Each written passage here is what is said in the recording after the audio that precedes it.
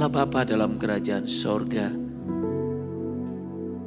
ucapan syukur yang terdalam kami persembahkan kepadamu atas kemurahan-Mu buat kami semua. Terkhusus buat keluarga besar Pardede dan Sianturi, anak Febrian, Makelini, Pardede, Rosida, Takecin, Sianturi. Mereka datang di hadapan-Mu dengan penuh syukur, dengan penuh sukacita untuk mengadakan pemberkatan pernikahan kudus di hadapan-Mu, di hadapan hamba-Mu, dan di hadapan umat-Mu. Terima kasih Tuhan Yesus. Biarlah Kau terima ucapan syukur yang mereka persembahkan dari dalam hati mereka kepadamu. Dan hadirlah Engkau di tengah-tengah kami. Dan kami percaya di mana ada 2-3 orang berkumpul di dalam nama-Mu dan bersehati meninggikan Engkau. Firman-Mu berkata, Engkau hadir di tengah-tengah mereka. Dan bahkan firman-Mu berkata, Tuhan bersemayam di atas puji-pujian umat-Nya. Kami memuji-muji Engkau, kebesaran-Mu Tuhan yang telah Kau nyatakan. Kami percaya di saat Engkau ditinggikan, Engkau hadir di tengah-tengah kami. Terima kasih Tuhan, pimpinlah ibadah ini. Biar damai sejahtera-Mu turun di tengah-tengah kami. Dan biarlah hadirat-Mu, kuasa-Mu Tuhan bekerja di antara kami. Sehingga hari ini kami yang hadir, menghadiri pemberkatan pernikahan ini, kami juga mengalami pemulihan. Dan terkhusus kedua anak-Mu, Febrian dan Rosida, sungguh-sungguh mengalami kasih dan berkat Tuhan. Sehingga mulai hari ini mereka siap melangkah, memasuki fase berikutnya dalam kehidupan mereka, yaitu berumah tangga. Terima kasih Tuhan, semua ini hanya karena firman-Mu. Dan biarlah kami landaskan ibadah ini, kami landaskan pemberkatan ini hanya di dalam firman Tuhan dan hanya di dalam nama Tuhan Yesus Kristus. Haleluya. Amin. Puji nama Tuhan. Saya keluarga besar Pardede dan juga Sianturi, ya Pak Sianturi, Pak Pardede. Puji nama Tuhan.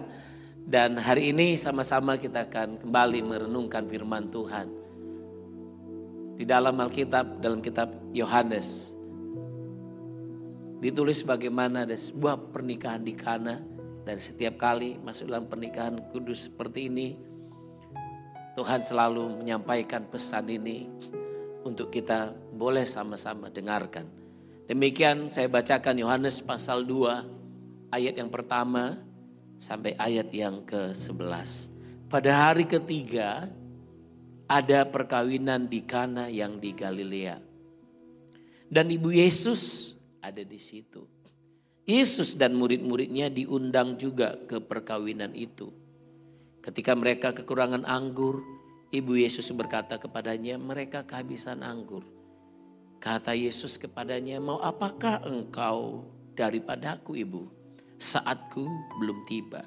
Tetapi Ibu Yesus berkata kepada pelayan-pelayan, apa yang dikatakan kepadamu, buatlah itu. Di situ ada 6 tempayan yang disediakan untuk pembasuhan menurut adat orang Yahudi. Masing-masing isinya 2-3 buyung. Yesus berkata kepada pelayan-pelayan itu, isilah tempayan-tempayan itu penuh dengan air. Dan mereka pun mengisinya sampai penuh. Lalu kata Yesus kepada mereka, sekarang cedoklah dan bawalah kepada pemimpin pesta. Lalu mereka pun membawanya. Setelah pemimpin pesta itu mengecap air yang telah menjadi anggur itu, dan ia tidak tahu dari mana datangnya. Tetapi pelayan-pelayan yang mencedok air itu mengetahuinya. Ia memanggil mempelai laki-laki dan berkata padanya, setiap orang menghidangkan anggur yang baik dahulu. Dan sesudah orang puas minum, barulah yang kurang baik. Akan tetapi engkau menyimpan anggur yang baik sampai sekarang. Hal itu dibuat Yesus di Kana yang di Galilea sebagai yang pertama dari tanda-tandanya. Dan dengan itu ia telah menyatakan kemuliaannya dan murid-muridnya percaya kepadanya. Saya ulangi di bagian ini. Hal itu dibuat Yesus yang di Kana yang di Galilea sebagai yang pertama dari tanda-tandanya. Dan dengan itu ia telah menyatakan kemuliaannya dan murid-muridnya percaya kepadanya. Bapak Ibu, saya percaya hari ini Tuhan mau berbicara kepada kita buat keluarga yang baru nanti, Febrian dan Rosida. Bagaimana menghadirkan Tuhan di tengah-tengah keluarga. Bagaimana menghadirkan mujizat di tengah-tengah keluarga. Puji nama Tuhan. Mujizat adalah sesuatu di luar jangkauan daripada kekuatan manusia. Ini berbicara tentang sesuatu yang manusia tidak bisa lakukan, tapi Tuhan Yesus bisa lakukan. Karena Tuhan Yesus berkuasa. Katakan amin. Dari cerita pernikahan ini kita bisa belajar, saudara. Yang pertama, saudaraku, Tuhan Yesus diundang ke pernikahan itu. Sebenarnya, saudaraku, dalam doktrin gereja, saudara ya, pada awalnya itu ada 3 sakramen yang penting selalu di gereja. Pertama tentu perjamuan kudus. Kemudian buat kami di GB itu baptisan. Yang ketiga pernikahan. Tapi memang sekarang pernikahan ini karena banyak orang yang pada akhirnya saudara ya tidak lagi saudaraku komitmen terhadap pernikahan sekalipun Kristen. Banyak orang Kristen yang pada hari-hari ini banyak mereka memungkiri pernikahan. Sakramen yang tadinya kudus sakral saudara yang dilakukan seumur hidup kecuali kematian saudara ya. Tetapi padanya banyak dilanggar. Maka sakramen yang penting sekarang yang kita sebut sakramen yang penting perjamuan kudus dan baptisan itu. Walaupun pernikahan itu adalah sesuatu yang juga sangat sakral di hadapan Tuhan. Katakan amin. Saudara dikasih dalam Tuhan, mujizat akan terjadi ketika pertama kita mengundang Tuhan. Waktu pernikahan ini saudara, dengan sengaja keluarga ini pasti kerabat juga daripada Tuhan Yesus. Kerabat daripada Maria sehingga mereka diundang datang. Kalau enggak kerabat orang asing tidak diundang datang ke dalam pernikahan. Jadi intinya karena kerabat mengenal. Jadi mereka mengenal dan mereka tahu saudaraku ada Maria dan Yesus di Kana, di Galilea, di Kana. Jadi Galilea itu ada perjalanan kurang lebih 40 menit, 1 jam kita ke Kana, saudara ya. Tapi itu masuk di daerah Galilea disebut demikian. Nah, saudara, maka diundang ke sana Tuhan Yesus dan murid-muridnya. Saudara, prinsip yang pertama di dalam kehidupan kita bahwa di dalam rumah tangga kita yang menjadi kepala atas rumah tangga adalah Yesus. Katakan amin.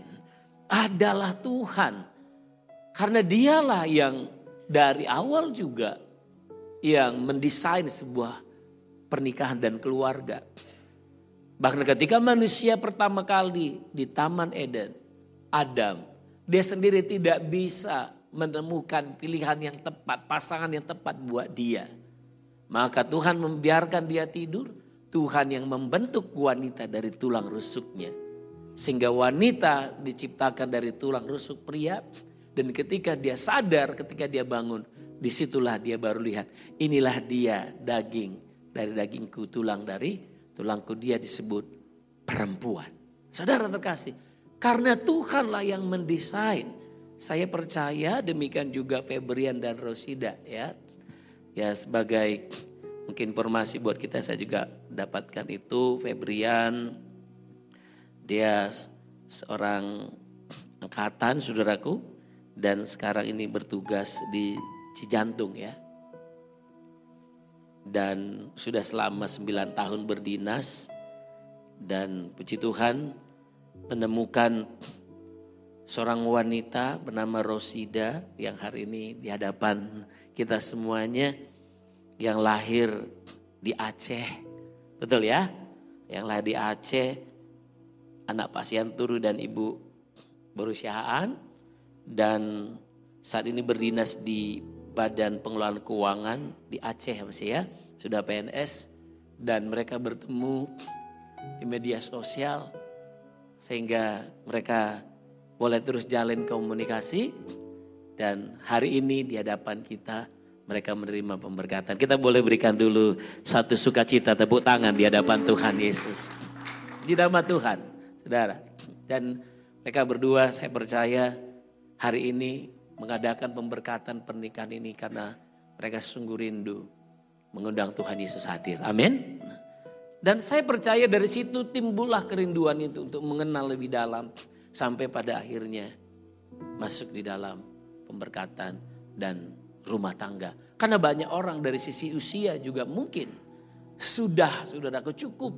Dari sisi pekerjaan sudah cukup. Maksud saya dia sudah bisa menghidupi dirinya, bahkan mungkin tidak hanya dirinya, pasangannya. Tapi banyak orang sampai sekarang belum mungkin diberikan juga kerinduan untuk berumah tangga. Jadi itu memang gak bisa artinya dibuat-buat dan tiba-tiba lahir begitu saja. Tidak, saudaraku. Saya punya teman ya yang bercerita kepada saya, dia punya bapak tua yang sudah berumur 60-an tahun memilih tidak menikah. Pekerjaannya sangat bagus. Dia menjadi penopang keluarga besar, saudara. Dia memilih tidak menikah. Nah, jadi di sini kita bisa mengerti untuk menikah, untuk berumah tangga itu bukan ide dari manusia sendiri. Tapi itu harus datang dari Tuhan. Katakan amin. Jadi hendaknya setiap kita mengundang Tuhan masuk di dalam pernikahan kita. Karena yang kedua saudaraku, mereka kehabisan anggur. Karena ternyata pesta yang sungguh akan menjadi sukacita berubah menjadi sebuah kepanikan. Menjadi sebuah kekhawatiran dan ketakutan. Yang tadinya pasti diharapkan semua orang senang datang ke pesta itu. Puas datang ke pesta. Sebagai pemilik pesta, kedua mempelai dan keluarga besar pasti mengharapkan itu. Pesta itu akan menjadi sukacita buat semua orang yang hadir. Tapi ternyata di tengah pesta itu ada masalah yang terjadi. Mereka kehabisan anggur. Saudara terkasih, yang namanya masalah memang gak kita undang pun pasti akan datang juga. Ya Febrian, Rosida, apalagi mungkin selama ini kalian LDR ya. Ini nanti udah sama-sama terus. Di situ akan diuji.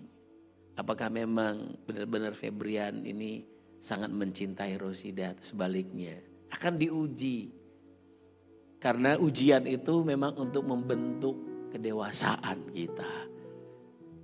Ujian itu untuk memproses kita supaya kita mengandalkan Tuhan. Ujian yang ada itu kita nggak perlu cari, akan pasti datang.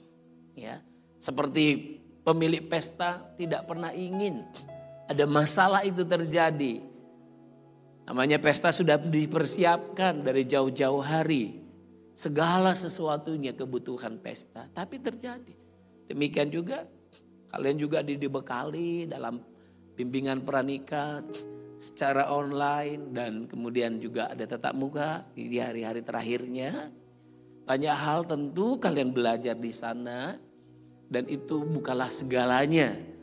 Ya, saya melihat catatannya kalian banyak juga berdiskusi tentang bagaimana mengatasi konflik. Ya, dari pembimbing konselornya ini yang banyak mereka bahas bagaimana berkomunikasi. Ya, karena mereka menyadari selama mereka ya LDR gitu ya, perkenalan jarak jauh. Jadi mereka banyak berbicara tentang itu dan itu sesuatu yang luar biasa. Nah, jadi ada masalah, maka yang kedua, saudara, untuk hadirnya mujizat selalu libatkan Tuhan. Amin. Selalu libatkan Tuhan. Ini berbicara tentang memang komunikasi. Komunikasi ini harus yang pertama tentu secara vertikal dulu. Ya. Harus benar-benar kepada Tuhan. Apapun masalah tentu sebagai ASN kalian berdua banyak masalah yang akan dihadapi. Tentu gimana kita bisa mengatasi itu kalau kita punya komunikasi dengan Tuhan, artinya berdoa. Akhirnya meminta pertolongan Tuhan. Suatu ketika ada angin ribut di tengah danau Galilea yang tidak diharapkan sama sekali oleh murid-murid. Hal itu terjadi. Mereka ingin aman. Perahu itu mereka ingin artinya aman di atas perahu dan nangkap ikan. Semuanya mereka ingin itu semuanya berjalan dengan baik. Tapi tiba-tiba datang angin ribut yang melanda pada waktu itu danau Galilea. Sehingga kapal mereka itu terombang-ambing dan sudah masuk air dan hampir karam. Saudara terkasih dalam Tuhan, mereka panik, mereka bingung sama seperti pesta ini, pasti bingung. Mungkin di kursi tamu yang hadir, mungkin melihat wah ini pesta masih bisa berjalan. Tapi di bagian belakang parhobasnya itu sudah mulai kebingungan. Ini makanan yang disiapkan mestinya untuk sekian-sekian begini. Belum lagi mungkin ada kendala-kendala yang lain. Datang yang lambat, maaf mungkin rasanya juga bagaimana gitu ya. Oh saudara terjadi luar biasa waktu itu. Nah seperti itu murid-murid ada di Danau Galilea. Kapal mereka mulai tenggelam. Bapak Ibu yang dikasihi Tuhan. Disitulah mereka berseru kepada nama Tuhan. Mereka meminta pertolongan Tuhan. Bahkan ada dua ayat sebenarnya, dua cerita. Satu di mana Tuhan Yesus tidur pura-pura enggak tahu. Tuhan Maha tahu, amin. Tidak ada yang tersembunyi di hadapannya. Dia pura-pura sekonyong-konyong dikatakan. Alkitab bilang sekonyong-konyong. Seolah-olah dia tidak tahu keadaan itu. Saudara, dia tahu. Dia tidak tertidur, saudara. Tapi diizinkan murid-muridnya mengalami goncangan itu. Tuhan ingin lihat bagaimana respon mereka. Bagaimana sikap mereka ketika mereka menghadapi goncangan. Dan hari itu murid-murid membangunkan Tuhan. Tuhan, kita mau tenggelam, kapal kita mau karam. Maka Tuhan Yesus datang memberi pertolongan, menghardik badai, sehingga danau pun menjadi tenang. Saudara, kedua, libatkan Tuhan Yesus. Berkomunikasi, berdoalah. Apapun masalah kita harus lewat itu saja. Ya. Karena mujizat itu hanya sejauh doa. Katakan amin. Ya, buah kedua mempelai itu dia. Saya berdoa kiranya kalian harus mulai belajar berdua melibatkan Tuhan. Sekalipun mungkin masih nanti ada jarak berjauhan karena dinas. Tetaplah berdoa secara online. Sudah luar biasa sekarang ya. Kita bisa berkomunikasi, kita berdoa. Kita memimpin doa di situ. Supaya apapun yang terjadi ya kita tidak tahu ya. Febrian tak bisa mengawasi Rosida 24 jam. Sebaliknya Rosida tidak bisa mengawasi Febrian 24 jam. Tapi yang bisa mengawasi suami dan istri Febrian dan Rosida hanya Tuhan Yesus. Karena mata Tuhan menjelajah seluruh bumi. Alkitab katakan demikian. Untuk apa? Mengawasi orang yang baik maupun yang jahat. Dan saya percaya sebagai anak Tuhan mereka berdua adalah anak-anak Tuhan yang baik. Amin. Akan jadi berkat di tempat mereka bekerja. Itu yang kita terus doakan. Jadi libatkan Tuhan Yesus. Artinya komunikasi secara vertikal. Dan kemudian yang ketiga pada waktu itu Maria tahu, Ibu Yesus tahu. Dan kemudian dia berkoordinasi semua dengan para pelayan. Saudara kita tahu. Dan akhirnya komunikasi terjalin dengan baik. Antara Maria dan pelayan-pelayan. Dan semua mereka melakukan apa yang Tuhan Yesus perintahkan. Ada komunikasi. Jadi selanjutnya milikilah komunikasi di antara orang-orang percaya gitu ya. Jadi ada para tua-tua rohani. Dimanapun kita berada, saya percaya seperti di gereja. Ada orang tua rohani yang Tuhan hadirkan di tengah-tengah kita. Jadi bukan kebetulan ada Yesus, ada Ibu Yesus, ada murid-murid di pesta itu. itulah berbicara tentang orang-orang yang dekat dengan Tuhan. Orang-orang yang hidupnya, saudaraku, hidup sesuai dengan firman. Ini adalah sebuah keputusan yang harus kita ambil juga. Dimanapun nanti kalian pada akhirnya tinggal, ya, membangun rumah tangga ini. Setelah hari ini,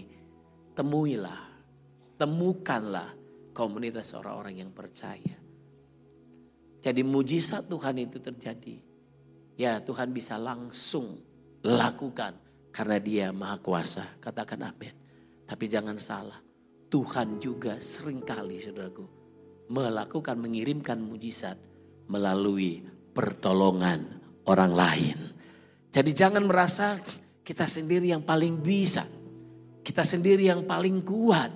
Kita sendiri yang punya pengalaman. Saudara, tidak. Ada orang-orang di sekeliling kita yang Tuhan pakai. Untuk apa? Membawa mujizat itu di dalam kehidupan kita. Katakan amin.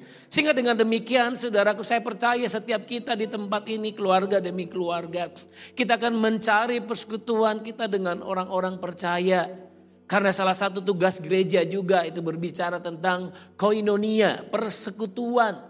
Kita nggak bisa sudah hilangkan, sekalipun ada teknologi yang canggih hari-hari ini, kita bisa melihat sebuah ibadah. Mungkin kita merasa kita bisa beribadah hanya secara online saja. Kita rasanya tidak lagi memerlukan persekutuan di antara orang percaya. Saudaraku, dari awal Tuhan menghadirkan gereja, yaitu komunitas orang percaya. Gereja artinya eklesia, orang-orang yang dipanggil keluar dan membentuk sebuah persekutuan orang-orang percaya. Berseru kepada nama Tuhan. Dan saya percaya mujizat dinyatakan melalui kelompok orang-orang yang percaya. Katakan amin. Jadi mari kita mengerti, Febrian dan Rosida, ini pesan saya supaya kalian benar-benar mencari, ya, pembapaan rohani, orang-orang yang hidupnya kalian bisa lihat dewasa secara rohani. Kalian bisa lihat teladan buat keluargamu nantinya. Sehingga dengan demikian mujizat akan terus kita alami di dalam keluarga kita. Puji nama Tuhan. Demikian Febrian dan Rosida, firman Tuhan ini saya tutup di dalam dari kitab Lukas 6 ayat 47. Setiap orang yang datang kepadaku dan mendengarkan perkataanku serta melakukannya, aku akan menyatakan kepadanya dengan siapa ia dapat disamakan. Ia sama dengan seorang yang mendirikan rumah. Orang itu menggali dalam-dalam dan meletakkan dasarnya di atas batu. Ketika datang air bah dan banjir melanda rumah itu tidak dapat digoyahkan. Karena rumah itu kokoh dibangun. Akan tetapi barang siapa mendengar perkataanku tetapi tidak melakukannya, ia sama dengan seorang yang mendirikan rumah di atas tanah tanpa dasar. Ketika banjir melandanya, rumah itu segera rubuh dan hebatlah kerusakannya. Saya percaya rumah yang kalian bangun adalah rumah yang diletakkan dan dasarnya di atas batu. Di atas batu karang. Siapa batu karang itu? Adalah firman Tuhan, Tuhan Yesus Kristus. Amin. Mari kita berdoa.